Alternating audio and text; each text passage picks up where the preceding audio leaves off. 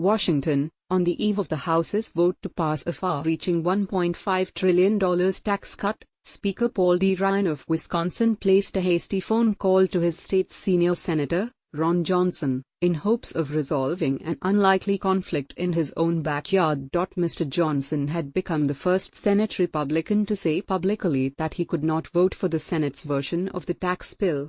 During the phone call on Wednesday afternoon, Mr. Ryan, who had campaigned heavily for Mr. Johnson in 2016, posed an essential question. According to the senator, what are you going to need? What Mr. Johnson needs, he said in an interview from Wisconsin on Friday, is for the bill to treat more favorably small businesses and other so-called pass-through entities, businesses whose profits are distributed to their owners and taxed at rates for individuals. Such entities, including Mr. Johnson's family-run plastics manufacturing business, account for more than half of the nation's business income, and the senator says the tax bill would give an unfair advantage to larger corporations. I just have in my heart a real affinity for these owner-operated pass-throughs, he said. We need to make American businesses competitive, they're not right now. But in making businesses competitive, we can't leave behind the pass-throughs. The sudden fissure between longtime allies laid bare the challenge that Republicans face as the tax bill leaves Mr. Ryan's care and navigates the rough waters of the Senate, where different priorities within the party could sink the bill if not adequately addressed. Senate Republican leaders, who are seeking a major legislative victory before year's end, hope to bring their tax bill, which differs significantly from the House measure, to a vote after Thanksgiving. But it is unclear whether it has enough support to pass in the narrowly divided chamber. Offering concessions to skeptical senators one by one could prove an impossible task for Republican leaders, who face restraints under Senate rules on the total size of the tax cut package. Those leaders are hoping, instead, that they can pull off a version of Mr. Ryan's strategy, all but daring holdouts to derail the party's top priority. Republicans, who control Congress and the White House, are desperately seeking their first significant legislative achievement of the Trump presidency.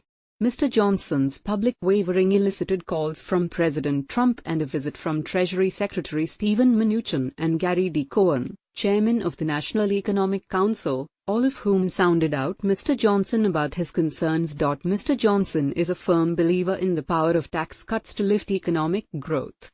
He grew up on a Minnesota farm, worked as an accountant after college, and spent more than 30 years immersed in his family's plastics company before assuming his Senate seat in 2010. Since winning re-election in 2016, he has not shied from voicing displeasure with the Republican leadership.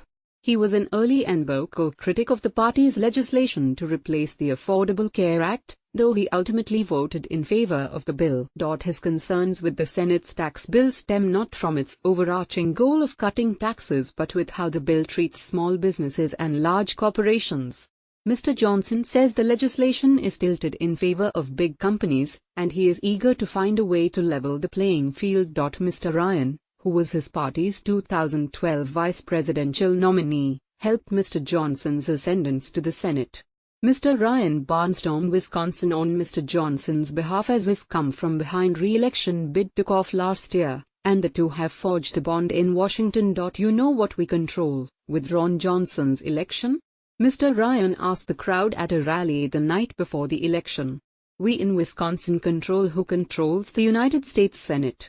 If you want to see anything get done, pass it in the House, get it from the Senate and get it on a Republican president's desk and get it into law. Ron Johnson's got to get re-elected. But the dynamics of the two chambers differ markedly.